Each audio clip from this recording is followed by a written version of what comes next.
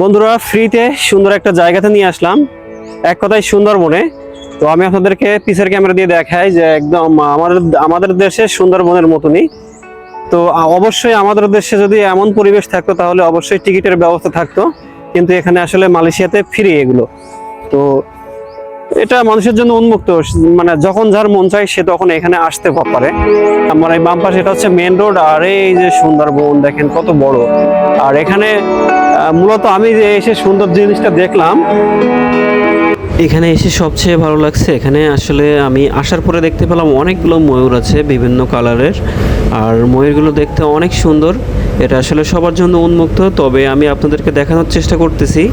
একটা ময়ূর অবশ্য পেখম মিলছে, আমি আসলে যতবার ক্যামেরা ওর দিকে ধরতেছি মানে আমার দিকে ও তাকাইতে চাচ্ছে না, মনে হচ্ছে যেন আমার সাথে দুষ্টামি করতেছে। তবে আমিও নাছোড়বান্দা, আমি ধৈর্য ধরে অপেক্ষা করতেছি যে সুন্দর আমার দিকে কখন সুন্দর করে তাকাবে, আমি সেটা আসলে নিজেও দেখবো আর আপনাদেরকে দেখানোর চেষ্টা করব, এজন্য আর কি।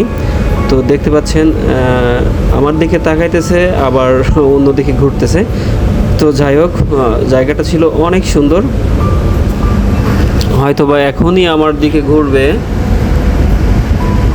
ঘোর ঘোর ঘোর, এই যে ওয়াও কত সুন্দর। আসলে ময়ূরের পেখম মেলা অনেকদিন পর দেখলাম। যাই হোক, ভিডিওটি কেমন হয়েছে কমেন্টসে অবশ্যই বলবেন, আর ভিডিওটি ভালো লাগলে শেয়ার করে দেবেন।